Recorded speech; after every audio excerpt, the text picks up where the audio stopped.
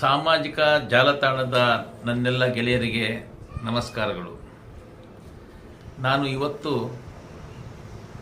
ತಮ್ಮೊಡನೆ ವಿನಿಮಯ ಮಾಡುವಂಥ ವಿಚಾರ ಕೊಡಚಾತ್ರಿಯ ಅಭಿನವ ಪಂಪ ಮಹಾಕವಿ ಪರಮದೇವ ವಿರಚಿತ ಶ್ರೀ ತುರಂಗ ಭಾರತ.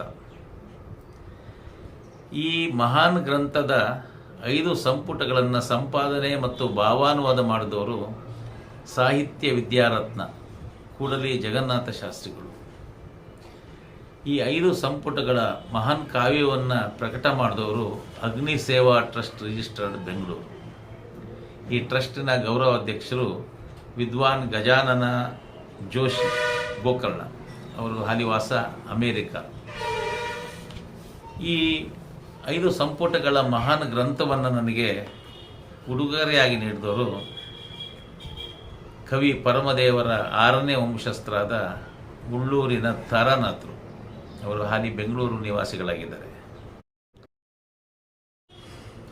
ಇನ್ನೊಂದು ಘಟನೆ, ಕಾಲಜ್ಞಾನಿ ಪರಮದೇವ ತನ್ನ ಅಂತ್ಯದ ದಿನಗಳನ್ನು ಅವಧೂತ ಸ್ಥಿತಿಯಲ್ಲಿ ಕಳೆಯುತ್ತಾರೆ.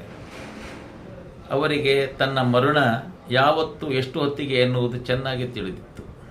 ತನ್ನ ಮರಣದ ದಿನ ಹತ್ತಿರವಾಗುತ್ತಿದ್ದಂತೆ ಹತ್ತಿರದ ದೂರದ ಬಂಧುಗಳಿಗೆಲ್ಲ ಹೇಳಿ ಕಳಿಸಿ ಅವರೊಡನೆ ಕುಶಲ ಸಂಭಾಷಣೆ ನಡೆಸಿ ತನ್ನ ಮರಣದ ವಿಷಯವನ್ನು ಮುಂಚಿತವಾಗಿಯೇ ತಿಳಿಸಿದರು. ಇದನ್ನು ನೋಡಲು ಬಂದ ಬಂಧುಗಳು ಪುನಃ ಊರುಗಳಿಗೆ ಹೋಗದೆ ಅಲ್ಲೇ ನಿಂತರು. ಅವರು ಹೇಳಿದ ದಿನ ಹೇಳಿದ ಹೊತ್ತಿಗೆ ಅವರ ಪ್ರಾಣ ಪಕ್ಷಿ ಹಾರಿಹೋಯಿತು. ಇವರ ಕಾಲಜ್ಞಾನವನ್ನು ಎಲ್ಲರೂ ಕೊಂಡಾಡಿದರು. ವಿದ್ಯಾವಾಚಸ್ಪತಿ ವಿದ್ವಾನ್ ಎನ್ ರಂಗನಾಥ ಶರ್ಮಾ ಬೆಂಗಳೂರು, ಇವರು ಕೂಡ್ಲಿ ಜಗನ್ನಾಥ ಶಾಸ್ತ್ರಿಗಳ ಬಗ್ಗೆ ಇನ್ನೊಂದು ವಿಶೇಷವಾದ ವಿಚಾರವನ್ನು ದಾಖಲೆ ಮಾಡಿದ್ದಾರೆ. ಓರ್ವ ಸಂಪಾದಕನು ತನಗೆ ಒದಗಿಸಿದ ಗ್ರಂಥ ಸಾಮಗ್ರಿಗಳನ್ನು ನೋಡಿ ಪರಿಷ್ಕರಿಸಿ ತಾನು ಮಾಡಿದ ಕೆಲಸವೆಷ್ಟೆಂಬುದನ್ನು ಸಂಕ್ಷಿಪ್ತವಾಗಿ ತಿಳಿಸುತ್ತಾರೆ.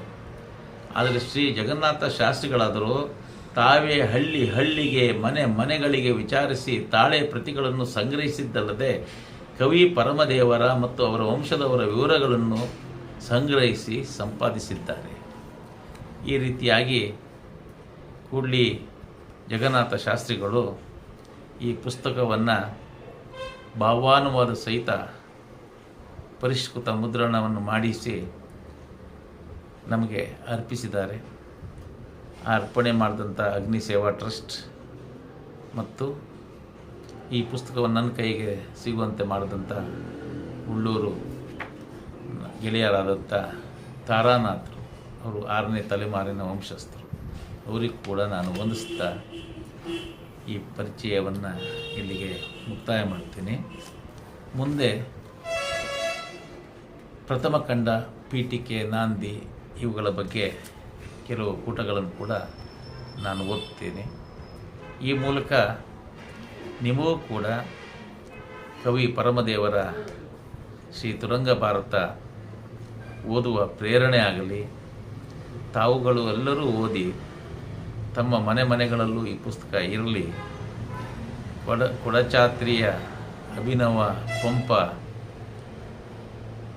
ನಮ್ಮ ಸಾಗರ ತಾಲೂಕಿನ ಭೀಮನಕೋಣೆಯ ಸಮೀಪದ ಕೇದಿಗೆಸರದ ಮಹಾಗಣಪತಿ ದೇವಾಲಯದ ದೇವರ ಸಮ್ಮುಖದಲ್ಲಿ ರಚನೆಯಾದಂಥ ಕನ್ನಡದ ಮಹಾಭಾರತದ ಈ ಕಾವ್ಯ ಪ್ರತಿಯೊಬ್ಬರ ಮನೆಯಲ್ಲೂ ಇರಲಿ ಅಂತ ನಾನು ಆಶಿಸುತ್ತಾ ನನ್ನ ಮಾತನ್ನು ಮುಗಿಸ್ತೇನೆ.